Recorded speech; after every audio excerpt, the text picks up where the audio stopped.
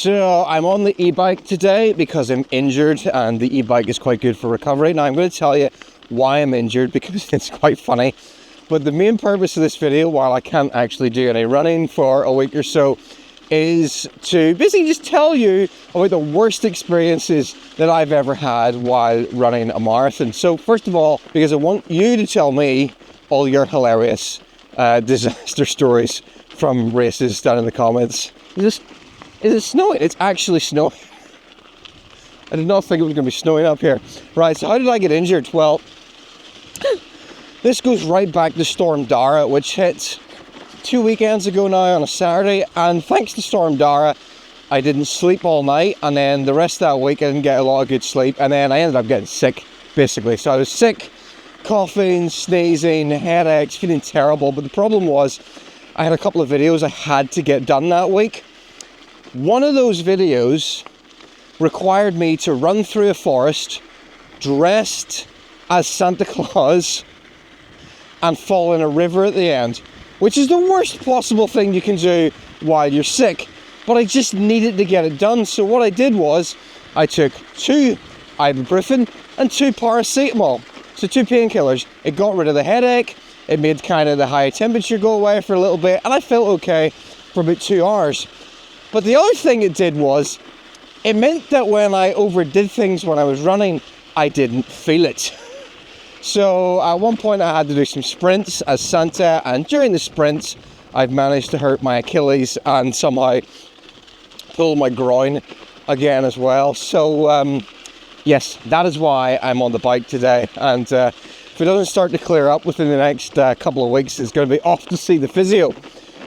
Right, so the worst things that ever happened to me during a marathon. Okay, now I think all of these happened over the course of 2 marathons. Both cases it was the Belfast Marathon. So, the first thing is actually probably the most disgusting thing. I think it was maybe my second time running a marathon, and I was a little bit late. I hadn't managed to get to the toilet. I was feeling pretty desperate at around 7 miles. And at this point, the Belfast Marathon goes down the motorway a little bit. And I noticed there was this electrical substation box type thing at the side of the road. And a lot of people were running around the back of it to take a leak. So I thought I would do that as well. And I ran around the back of it when I didn't think there was anybody there.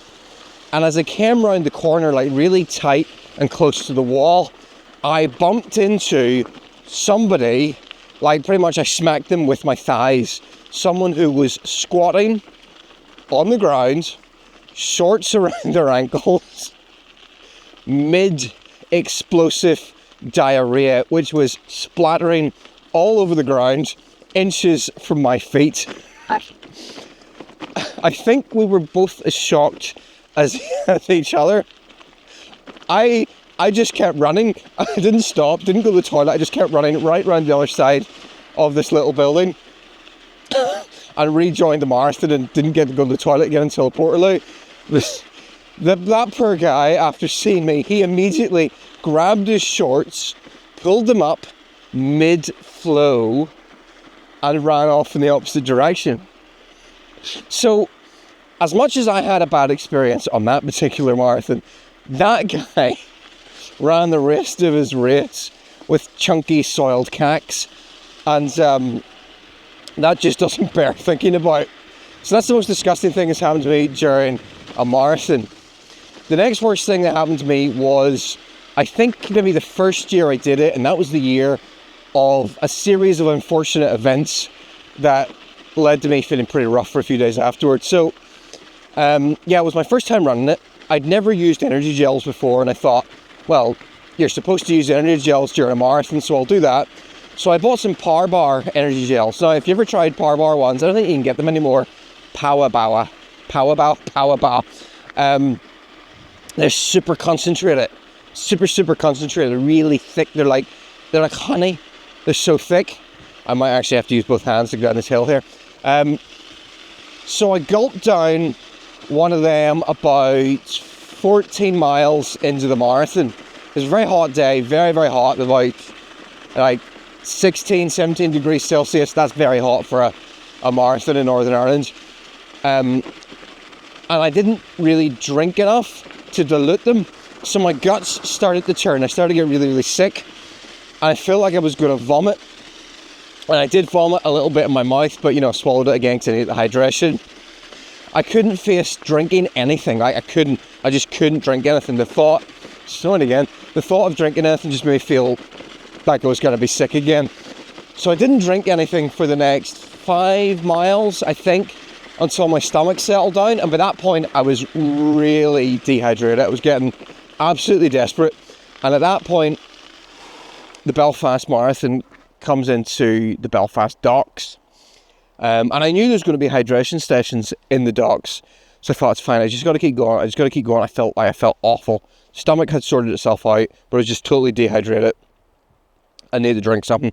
Came around the corner to where I thought, to where the first hydration point was, and there was nobody there. There was bottles scattered all over the road. There were some tables, but there were no people. Nothing. And I was quite slow. It was my first marathon. And I just despaired. Broke my heart. I was desperate. And I was so desperate to get something to drink that I spotted a bottle of sort of half-drunk Powerade, the blue Powerade on the ground. It all kind of had gone a bit foamy in the heat. The cap was a little bit chewed. Someone else's spit was on it. And I grabbed that bottle and I slurped and glugged it down. Ran around the next corner, which was about 50 yards away. Full hydration stand with fresh bottles. So I glugged down Dinos, whose germs and saliva, and Then I felt sick for the rest of the race at the thought of having consumed someone's boogies or something. I finished that race massively dehydrated. I wasn't able to get enough. I totally messed up my hydration plan. And I was so dehydrated when I went to the toilet. My pee, and this is the first time ever and only time in my life, my pee was the colour Coca-Cola. It was genuinely dark brown. But because this was my very first marathon, all my friends had come, or some of them anyway, to watch me, and they wanted to do something afterwards. I mean, they'd been standing around waiting for me for 4.5 hours to do this race, so we obviously weren't going to just go home. They wanted to go and get food. So we decided, because I'd just done this race and burned like 4,000 calories, that the best thing to do would be to go and get a Chinese buffet. An all-you-can-eat Chinese buffet, because, you know, I would be hungry, and that way I could get my calories back in. But what no one really thought about was the fact that I'm severely dehydrated. Chinese food is severely salty. So I went there.